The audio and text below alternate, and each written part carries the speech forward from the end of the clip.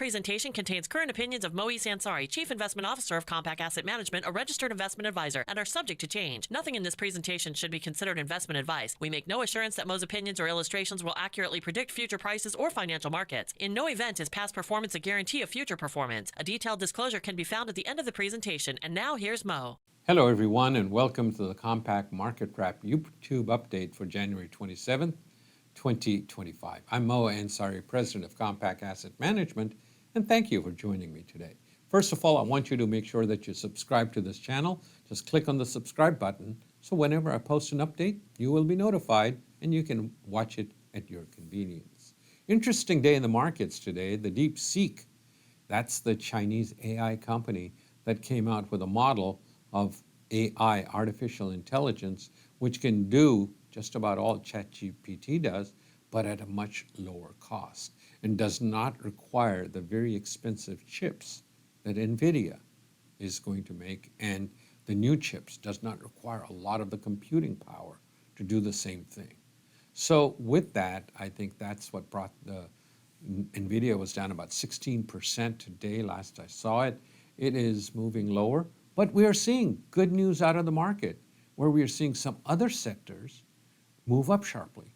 The Dow is up nearly 200 points. So we're seeing rotation out of the AI chips. Apple is up, on the other hand. Amazon is down about 1%. Microsoft is down 2%, compared to 15-16% for the AI chips. So again, the chip stocks as a whole are very volatile, and we're seeing that. So we are seeing a broadening of the market. The 493 out of the 500 S&P stocks are doing okay, not doing tremendously well today, and a lot will depend on where we close on Friday. I'll show you some of the critical levels that we're at. So we'll see if we close below those or above those, especially at the end of January, which is also coming at the end of this week. So it's going to be an interesting week in the markets. Last week was a great week in the markets. S&P gained 1.76%. The Dow was up 2.19%. Small caps still sort of lagging behind. We saw the emerging markets do okay last week. The Nasdaq lagging behind the S&P. I don't like that formation.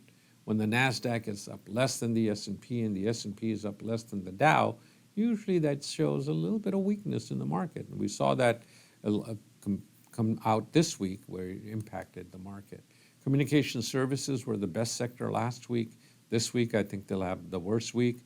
The energy also coming down, but still doing okay. So we'll have to wait and see how that works out. Oil is down to about $73 a barrel. It closed at $74.63 last week. Remember, it got close to $80 a couple of weeks ago, and I talked about that. I said, I think this is just about as far as we are going to go in oil, and we should see a pullback down to the 200-day. Well, we're below that today.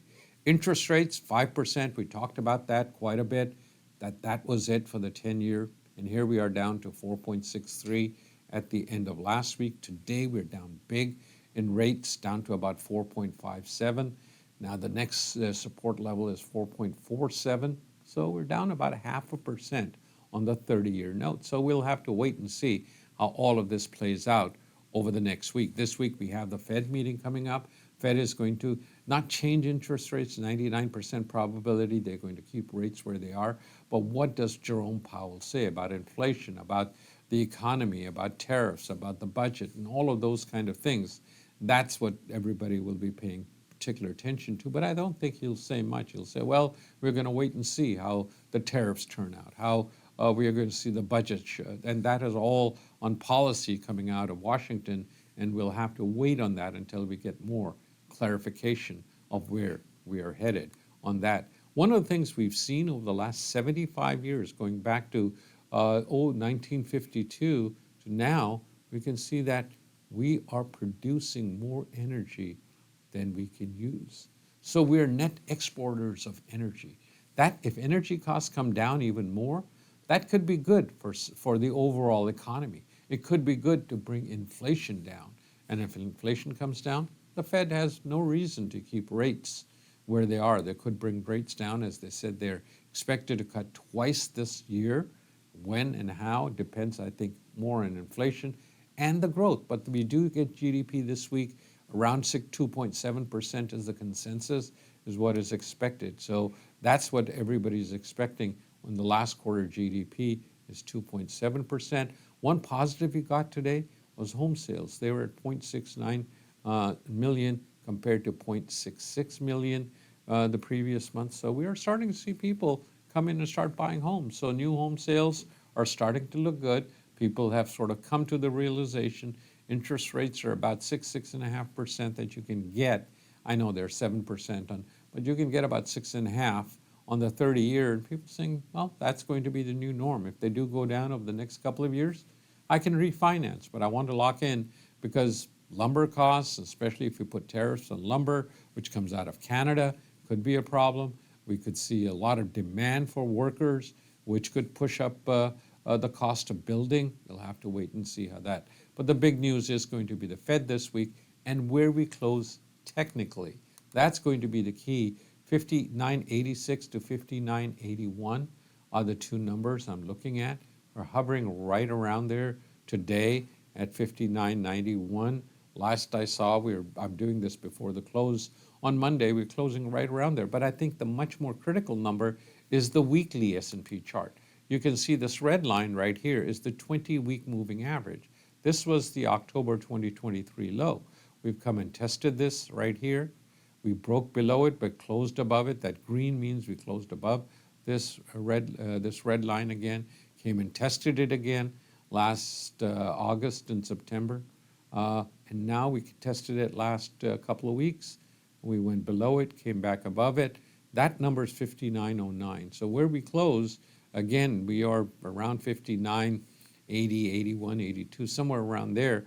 And the number that we want to see also is closing above 58.81, because that's where we started the year. If we close positive in January, first 5 days in January, if that's positive for January. If January is positive, that is positive for the year. That is the old saying. So as long as we close above 58.81, and more critically around 59.09 or so, above the 20-week moving average, that could be something to watch this week on a closing basis. Nasdaq also pulling back down. We're trading around 19,260, 250 today, down about somewhere around 3.5%. As long we are down here. So as long as we stay above this low, we're just going to probably fourth waves. This is a fourth wave. They are messy. We go up and down in fourth waves until we break out. But if we get much below here, the 19,000, that could not be good. And that's why I'm looking at the weekly charts. Again, 19,000 is the 20-week moving average right here, and we're at 19,262 or so as I do this update. So Nasdaq is going to be a little bit shaky.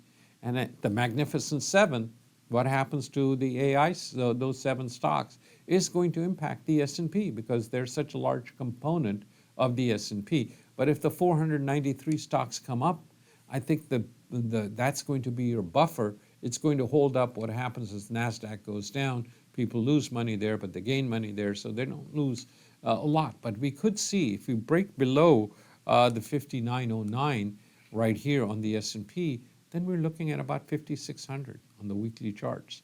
That could bring us down, all the way down to here, which is, around 7-8% pullback in the market for the S&P. But that might be 20-25% in some AI stocks.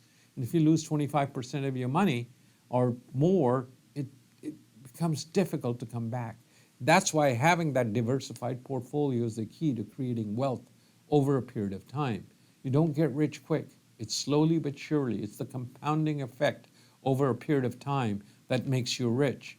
Having that diversified portfolio, having the right balance between stocks and bonds is what makes you rich. Chasing this and chasing that and trying to buy this and trying to hit that, it's just an exercise in futility. That's what it does. You make a lot of money, you lose a lot of money, you go up and down. After you add it up over 5 or 10 years, you've gone nowhere. And you expended so much emotional energy on this and that and the other. Having that diversified portfolio over a period of time is what creates wealth. Looking at the weekly 10-year note, it is down big today, down to around 4.53, 4.54. We could come down to 4.547. This 5% or close to it was the number. We talked about it a couple of weeks ago. That was the place to buy bonds. Bonds are going up. As interest rates come down, bonds go up. If the economy slows, the stock market comes down. That's positive for the bond market. So we'll watch this 4.47 area, and then the 200-day moving average is about 4.25 for the 10-year note, the interest on the 10-year note. As long as interest rates drift between 4.25 and 4.5, we're in the Goldilocks area. Small caps struggling with the 20-week moving average, which is 226. We are 225.5 today, cannot quite get above it. So I think small caps are going to have a tough time, especially if we continue to see this rotation out of it. Oil down big today, down about $1.67, closed trading around $73 a barrel. As I mentioned, I thought this $80 and change was a high, and we could pull back to the 200-day. We did that very, very quickly. I think around 71 and a half is going to be something to watch, or $72, and we're at $72.99 today. Gold pulling back a little, 2,700 is the 20-day moving average, 26.75. Again, still you got above 2,800 is where we have to go to really break out on the gold market. That's the way I'm looking at these markets. Don't forget to subscribe to this channel, so whenever I do an update, you will be notified.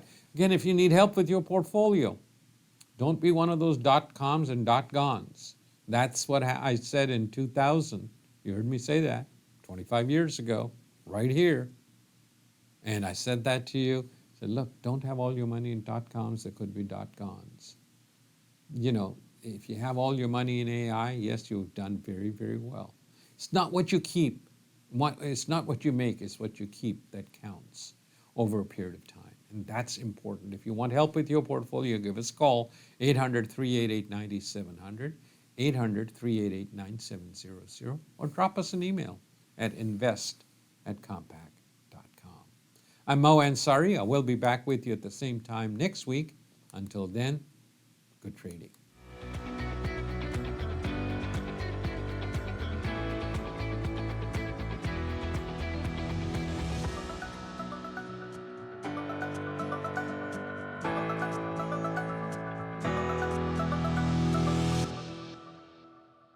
This presentation contains the current views and opinions of Moise Ansari, Chief Investment Officer of Compaq Asset Management, a registered investment advisor. The views expressed are current only as of the date of this presentation and are subject to change. Nothing in this presentation should be considered investment advice, and nothing is personalized to any investor's individual circumstances. Compaq Asset Management offers investment advice only after entering into an investment advisory agreement and gathering client-specific information about goals, objectives, financial status, and risk tolerance. This presentation uses terminology associated with technical analysis and provides charts to illustrate some of the concepts discussed. Technical analysis is a security analysis method with the goal of forecasting the direction of prices of securities or market indices through the study of past market data, primarily price and volume. We make no assurance that past performance or the use of technical analysis will accurately predict future prices. Further, a risk of technical analysis is that over-focus on historical patterns could lead to ignoring or downplaying security-specific concerns, overall market or sector concerns, or other factors because we assume inaccurately that historical patterns will repeat themselves. In no event is past performance a guarantee of future performance.